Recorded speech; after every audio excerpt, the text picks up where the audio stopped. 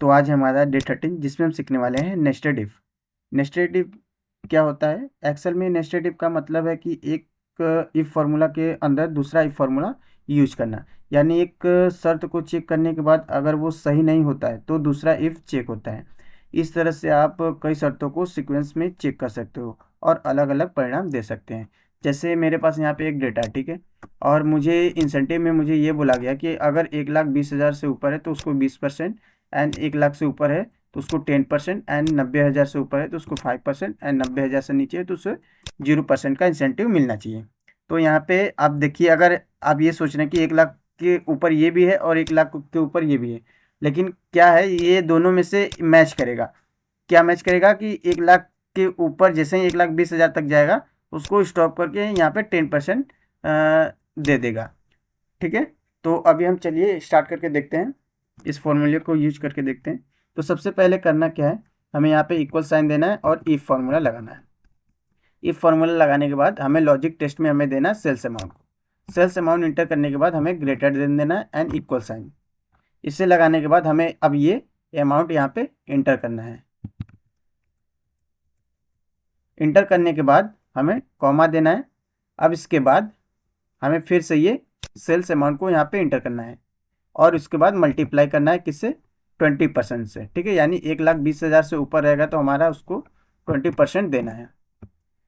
चाहे तो आप जो है डायरेक्ट 20% लिख सकते हैं। ये जो फिर से हमने D2 को लिखा है इसको हटा सकते हैं। जैसे मैं यहाँ से इसको हटा भी सकता हूँ और डायरेक्ट 20% भी लिख सकता हूँ। तो इस तरह भी आप लिख सकते हैं। ठीक है, अभी हम आगे बताएंगे इसको। तो 20% लिखने के बाद करना क्या है, हमें यहाँ पे कॉमा देना है और फिर से हमें क्या करना है, इफ लगाना है। या तो आप डायरेक्ट इसको कॉपी पेस्ट भी कर सकते हैं। यहाँ से मैं इसको कॉपी करके, ठीक है, यहाँ से कॉपी करके यहाँ पे आप डायरेक्ट पेस्ट कर सकते हैं और यहाँ से बस आप चेंजेस करते चले जाइए। यहाँ पे मैंने अमाउंट जो है फिर से मैं 1 लाख लिख के यहाँ पे D2 और यहाँ पे बस 10% इंटर कर दूंगा। यहाँ पे हमारा जो 1 लाख से ऊपर रहेगा उसको 10%। ठीक है, तो आप इस तरह जो है अपने टाइम को सेव कर सकते हैं कॉपी पेस्ट के थ्रू। ठीक है, तो मैं इसको हटा देता हूँ, तो आप कॉपी पेस्ट भी कर सकते हैं। तो मैं फिर से यहाँ पे इफ़ लगाता हूँ, ठीक है, एंड देन इसके बाद मैं इस सेल एड्रेस को देता हूँ ग्रेटर देन इक्वल।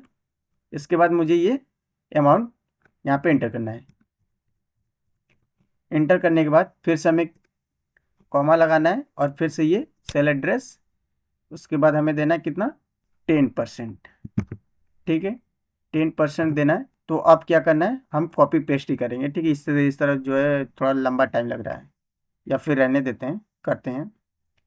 इसको करने के बाद फिर से हम दूसरा लगाते हैं। ये 20% हो गया यहाँ पे, एंड यहाँ पे 10% हो गया। अब हम देंगे 90,000 को। तो यहाँ पे फिर से हम इफ फॉर्मूला लगाएंगे। अभी हमें देना है फिर से ये cell address greater than equal 90,000। फिर से इस सेल एड्रेस को दें, मल्टीप्लाई करना है हमें किससे? 5% से। फिर हमें देना है कॉमा। अब इस बार हमें डायरेक्ट क्या करना है, बस यहाँ पे 0 लिख देना है। 0 लिखने के बाद अब हम यहाँ से एंटर करेंगे। ठीक है, एंटर करेंगे तो अब मैंने क्या है, इसको लॉक नहीं किया है, फिर भी यहाँ पे मेरा ये बता रहा है कि आपने 3 बार जो है यहाँ पे 1, 1, 2 और 3 बार मैंने इफ फॉर्मूले को लॉक किया। तो यहाँ पे हमें जो है लास्ट में 3 बार जो है शिफ्ट के साथ 0 इंटर करना था इसको लॉक करने के लिए। तो यहाँ से आप ये आपको बताएगा do you want to accept this correction. हाँ, तो यस करेंगे तो वो भी हमारा जो है लॉक हो जाएगा। तो जैसे ही मैं यहाँ पे यस करता हूँ तो यहाँ पे आप देख सकते हैं हमारा 0 आ रहा है। क्यों आ रहा है? क्यों, हमारा यहाँ पे 90,000 से कम है। ठीक है, तो अभी मैं इसको डबल क्लिक करके देखता हूँ। तो जैसे ही मैंने इसको डबल क्लिक किया तो आप देख सकते हैं मेरा इंसेंटिव यहाँ पे सबका निकल के रेडी हो गया। जैसे यहाँ पे 80,000 90,000 के नीचे था तो इसको 0% है। अभी क्या है, इसको मैं पॉइंट्स भी हटा सकता हूँ। यहाँ पे पूरा ऑल सेलेक्ट करिए। यहाँ पे जो हमारा इंक्रीज डेसिमल है इसको आप बढ़ा भी सकते हैं और घटा भी सकते हैं। तो मैं इसको घटा देता हूँ। ठीक है, डायरेक्ट 0% कर सकते हो। यहाँ पे परसेंटेज भी लगा लगा सकते हैं, अभी मैं आगे बताऊँगा उसको। तो ये हो गया।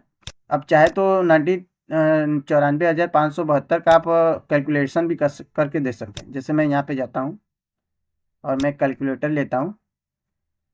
यहाँ पे मैं 94,572, ठीक है, एंड क्या है, मल्टीप्लाई 5, 5, ओके 5 ही ना, okay 5 and than equal multiply divided by 100। यहाँ से करता हूँ तो आप देख सकते हैं 4728, यहाँ पे भी हमारा है 4728, यानी 9 है 0.6 में, ठीक है। तो ये हमारा सही है। तो इस तरह आप जो है किसी भी सेल्स अमाउंट हो या फिर किसी का इंसेंटिव निकालना, तो इस तरह आप इफ फॉर्मूले का नेस्टेड इफ का इस्तेमाल करके आप जो है इंसेंटिव निकाल सकते हैं। अभी क्या है, जैसे मैं यहाँ पे बोला था, अगर मैं यहाँ पे जो है इस सेल को नहीं लगाऊंगा फिर भी जो है डायरेक्ट 20% लिखूंगा तो भी हो सकता है। जैसे मैं यहाँ से फिर से इसको हटाता हूँ, ठीक है, मैंने इसको हटाया, फिर से मैं इक्वल लिखता हूँ इफ। अब मैं डायरेक्ट जो है इस सेल एड्रेस को दूंगा ग्रेटर देन इक्वल, ठीक है। अब मैं इस अमाउंट को इंटर करूंगा, इंटर करने के बाद डायरेक्ट मैं 20% लिख दूंगा,